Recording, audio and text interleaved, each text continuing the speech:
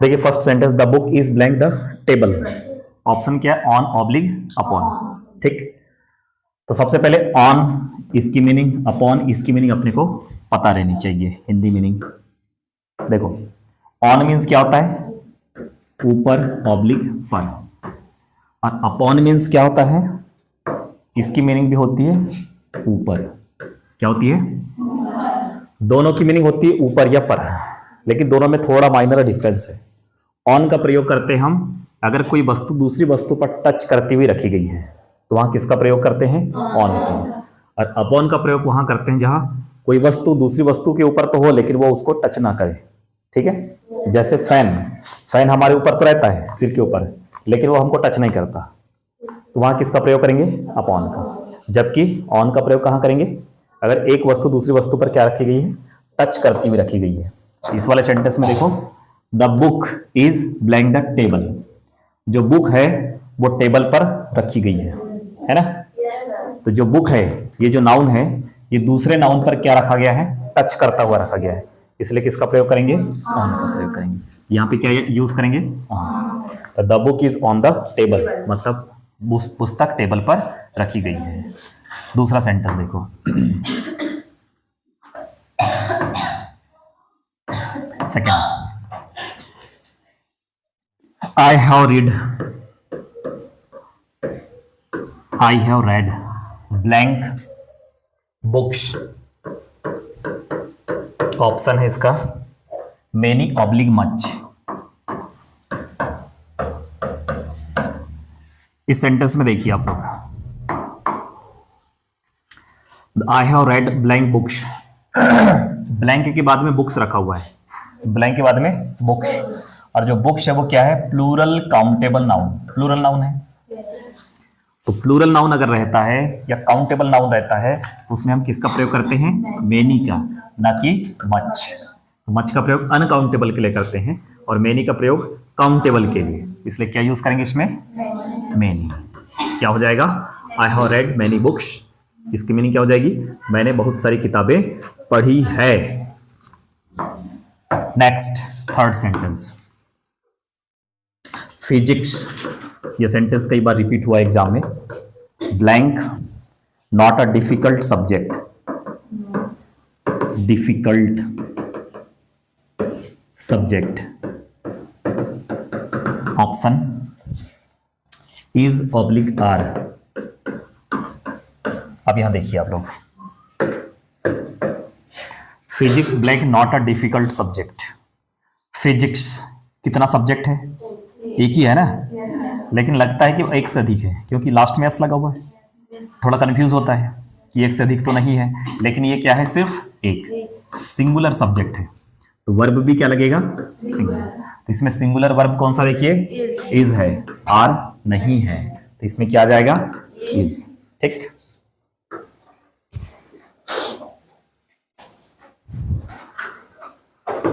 Fourth sentence देखिए, we blank ओबे। ओबे मीन्स क्या होता है? पालन करना, आज्ञा का पालन करना। Our teachers. Option ought to, oblique should, oblique must। अपने पास तीन ऑप्शन है, इसमें से क्या यूज करेंगे? देखिए यहाँ पे, we blank obey our teachers.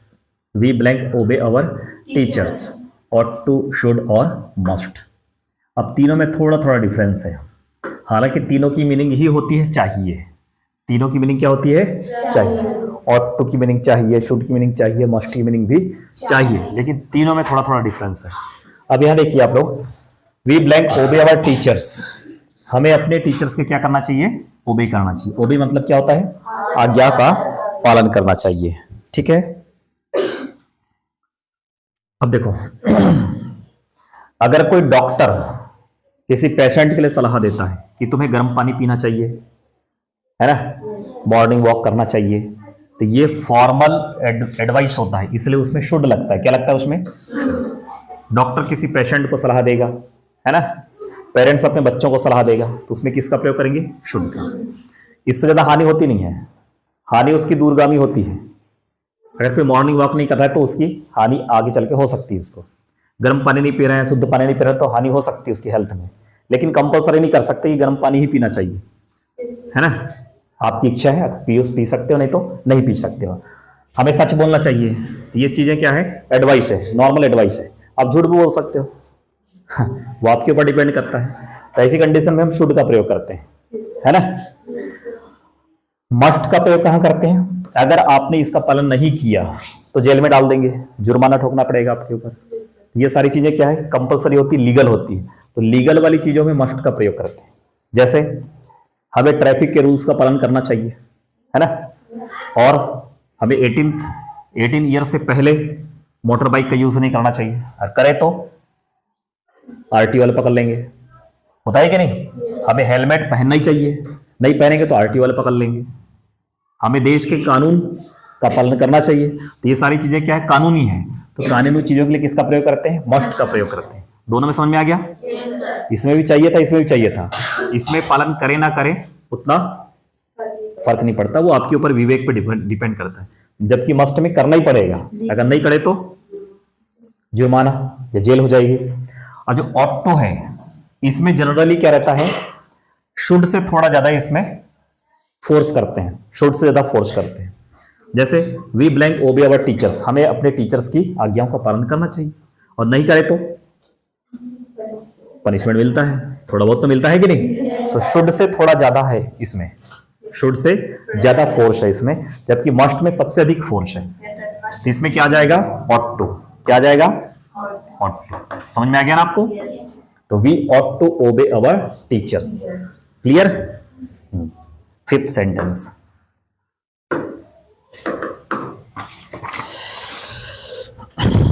C blank an apple daily. She blank an apple daily. Option eat oblique Yeats.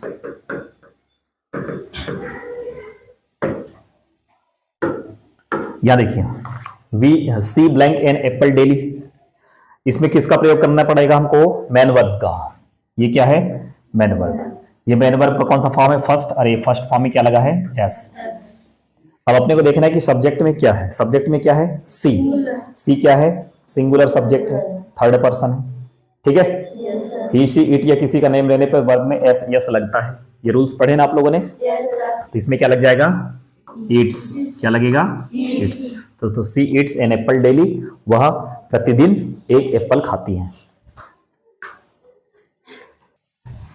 चलिए सिक्स सेंटेंस देखिए। The chair was blank by the student.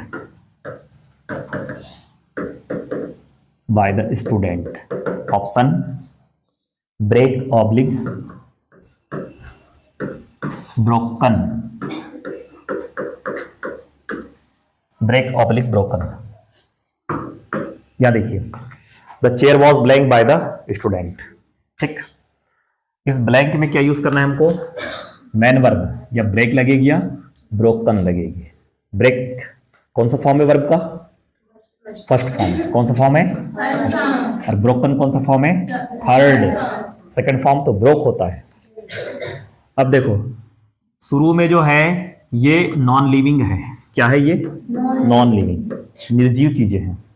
अगर सेंटेंस निर्जीव से शुरू होता है तो जनरली वो पैसिव वॉइस में होता है। कौन से वॉइस में होता है, पैसिव में। और पैसिव वॉइस में वर्ब का कौन सा फॉर्म लगता है, थर्ड फॉर्म लगता है हमेशा। कौन सा फॉर्म लगता है, थर्ड फॉर्म। तो मेन वर्ब का कौन सा फॉर्म लगेगा इसमें, थर्ड। तो क्या आ जाएगा, ब्रोकन। क्या आ जाएगा, ब्रोकन। ठीक, क्यों लगा, क्योंकि पैसिव वॉइस में है सेंटेंस। वॉज के बाद में यहां पे थर्ड फॉर्म लगेगा, यानी क्या हो जाएगी इसकी हिंदी मीनिंग, कुर्सी छात्रों के द्वारा तोड़ी गई। Clear. Seventh, she blank her homework daily.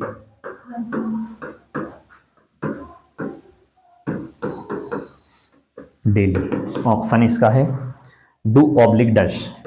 ये भी सेंटेंस बहुत पॉपुलर है, एग्जाम में जरूर आता है। आता है ना? या ध्यान दो, सब्जेक्ट में क्या है देखो, सी क्या है? सिंगुलर सब्जेक्ट है ना? सी क्या है? सिंगुलर सब्जेक्ट है। यहां किसका प्रयोग करना है? या तो मेन वर्ब का फर्स्ट फॉर्म या मेन वर्ब के फर्स्ट फॉर्म में ईएस। देखो यहां पे सी का यूज किया है, सिंगुलर है, एक ही लड़की है इसमें, सी मतलब एक लड़की है, तो वर्ब भी क्या लगेगा? Singular subject. वर्ब क्या लगेगा? सिंगुलर वर्ब, है ना? तो इसमें सिंगुलर वर्ब कौन सा देखो, डू है कि डस है? डस है इसमें सिंगुलर, क्या आएगा इसमें? डस। तो सी डज। आप लोग इसको बाद में रिवीजन जरूर करना। Eight she is sitting, she is sitting blank the classroom, classroom option in oblique into,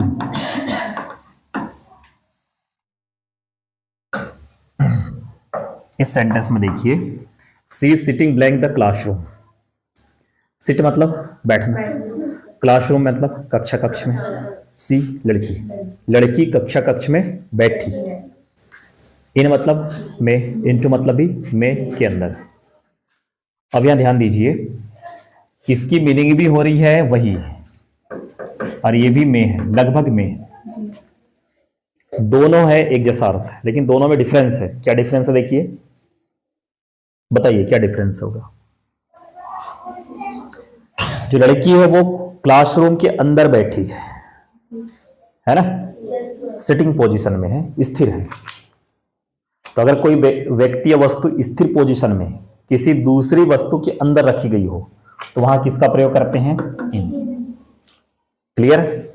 और यदि मोशन स्थिति में है, मोशन यानी जैसे कोई फ्रॉग है, बाहर तट पे था, फिर अचानक से कुएं में कूद गया वो, इनटू द वेल, है ना? The frog jumped into the well, यानी वो मोशन स्थिति में आ गया। कौन सी स्थिति में आ गया? मोशन। मोशन मतलब गतिशील। जब कोई गतिशील स्थिति में रहता है तो वहां किसका प्रयोग करते हैं? इनटू का। और जब कोई सिटिंग पोजीशन में रहता है तो वहां किसका प्रयोग करते हैं? क्लियर हुआ? चलो next 9 sentence. Mona died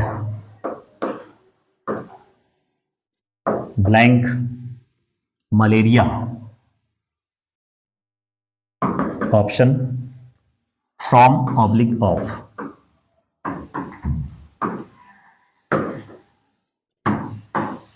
Mona died blank malaria from oblique of. Mona malaria से मरी, ये सेंटेंस है। मलेरिया क्या है? एक डिसीज है, रोग है। मलेरिया क्या है? एक रोग है, डिसीज है। यदि कोई व्यक्ति डिसीज से मरता है तो वहां किसका प्रयोग करते हैं? फ्रॉम का। किसका प्रयोग करते हैं? फ्रॉम का।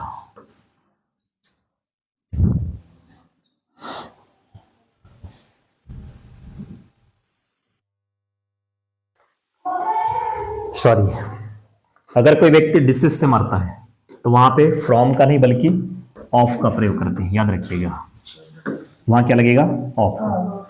अगर डिसीज से हटके कोई दूसरा कारण हो, जैसे कोई एक्सीडेंट से मर गया, बम ब्लास्ट से मर गया, सुसाइड से मर गया, तो ऐसी कंडीशन में किसका प्रयोग करते हैं वहां पे? फ्रॉम का।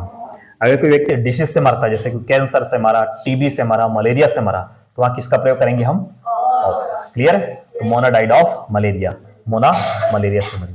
अगर वहीं रहता कि Mona died blank an accident या अ बस एक्सीडेंट, तो वहां किसका प्रयोग करते? फ्रॉम का। क्लियर हुआ? रोग अगर है तो वहां किसका प्रयोग करेंगे? ऑफ का।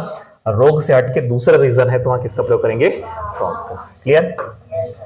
चलो 10 sentence. He is blank SDM। तो आप लोगों की ख्वाहिशें हैं कि नहीं SDM बनने की? है ना? अरे है कि नहीं? यस। सबकी? क्यों? सबकी क्यों नहीं रह सकती? सबका सेम। अच्छा, सबका सेम गोल नहीं हो सकता है ना? बाकी इतनी पोस्ट है हमारे देश में, जितने आप लोग यहाँ बैठे हो, ठीक है, यस तो सबके सब एसडीएम बन जाओ। एक साथ देखो he is blank SDM, full form क्या होता है इसका? Sub divisional divisional magistrate, sub divisional magistrate, ठीक, यानी ये डीएम से छोटा।